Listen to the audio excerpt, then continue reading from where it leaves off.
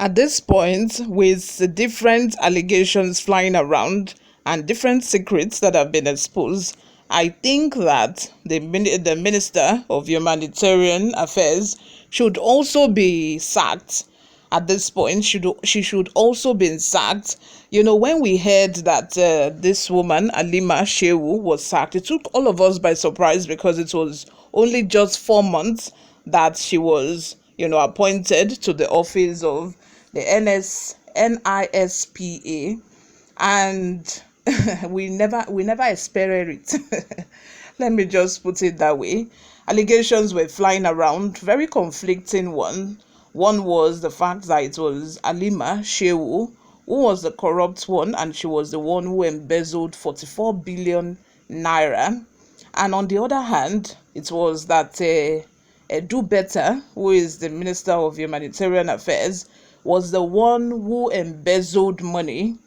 At this point, I am thinking that, these two women, both the Minister of Humanitarian Affairs and the CEO of NISPA, they must have colluded, they must have connived, to do all of these things that we are now hearing of. Before we go right into the details of today's news, if you haven't subscribed to this channel, please do well to subscribe, like this video, leave your opinions in the comment section below. I respond to all of my comments. Don't forget to also turn on the post notification bell so that you can be the first person to get notified whenever we upload a new video. Minister of Humanitarian Affairs in fresh scandal as document reveals how she allocated millions for flight tickets, airport taxes to fly from Abuja to non-existent airports. Let me also add that this woman, Do Better, has been accused of transferring millions of naira to a private account, which is not supposed to be. When governments say that they want to give Nigerians money, they want to be benevolent enough, to share money.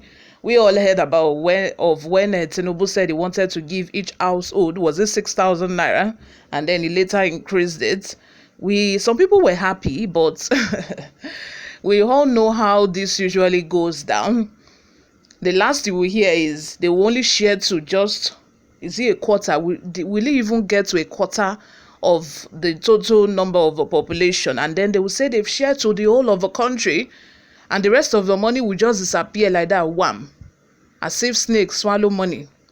I will not hear anything about it again. This woman who said that she has shared money to like 4 different states, I don't think I've heard anybody say that I have collected out of this palliative.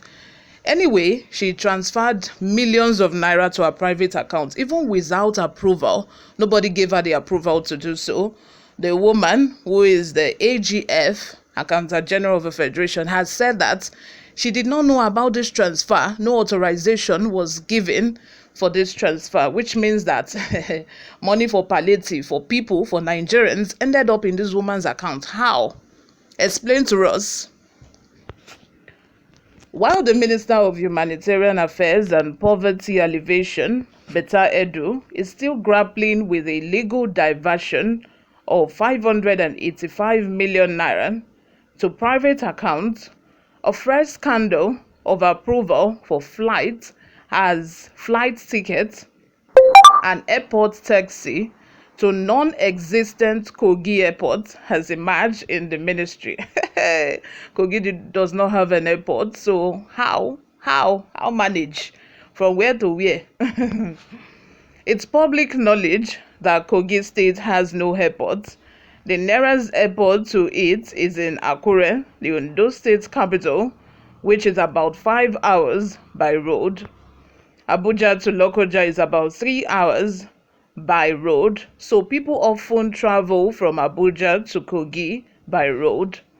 Other airports around Kogi are in Owerri, Imo State, Enugu State, and Asaba, Delta State, but they are all further than Akure from Lokoja. A document published by Sahara Reporters showed that in November 2023, Edu approved funds for flight tickets and airport taxis for the ministers teams from Abuja to Kogi State, even though the latter has no airport. The document further revealed how the ruling All Progressive Congress (APC) moved 226,188,500 naira to Kogi, Bayelsa, and Imo States through the Ministry of Humanitarian Affairs and Poverty Alleviation ahead of the November 11, 2023 governorship elections. The Independent National Electoral Commission (INEC) held governorship elections in Imo, Kogi, and Bayelsa states on November 11, 2023.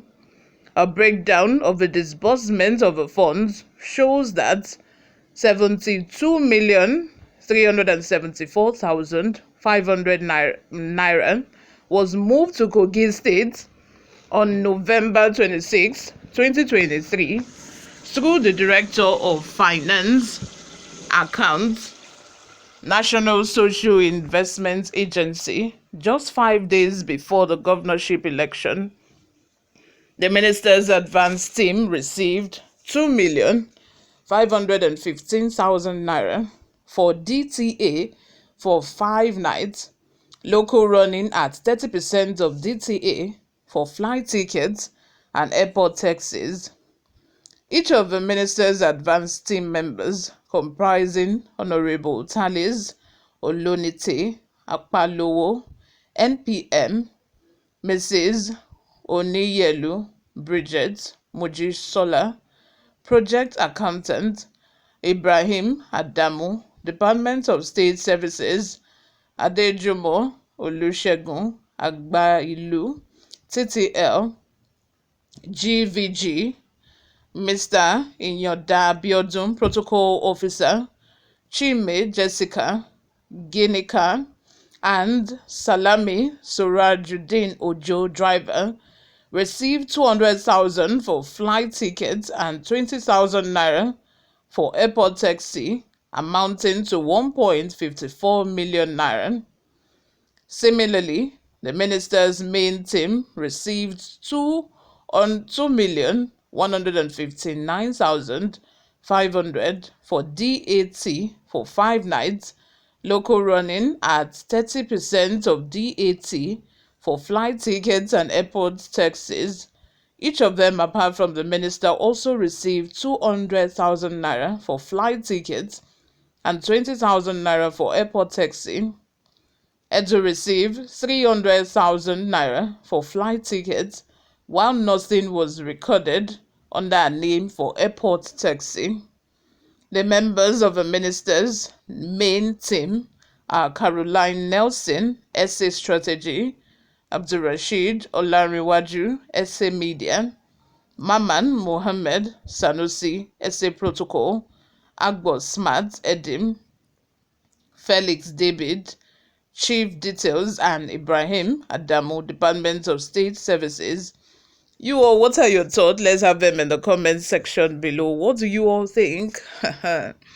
May God help Nigeria. It is well. Before we go, let's take a look at some of the reactions we got online.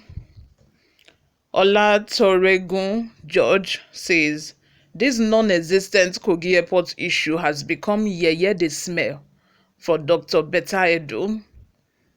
Umbaba says, criminals everywhere. Your government is full of criminal officials. It's so shameful. It's so this one is so shameful. Like, are they shamed for them? This shame is too much. You are just how many months into office and you've committed this kind of grievous atrocities? What kind of atrocity are you going to commit in the next 4 years? By the end of your tenure in office, what's going to happen?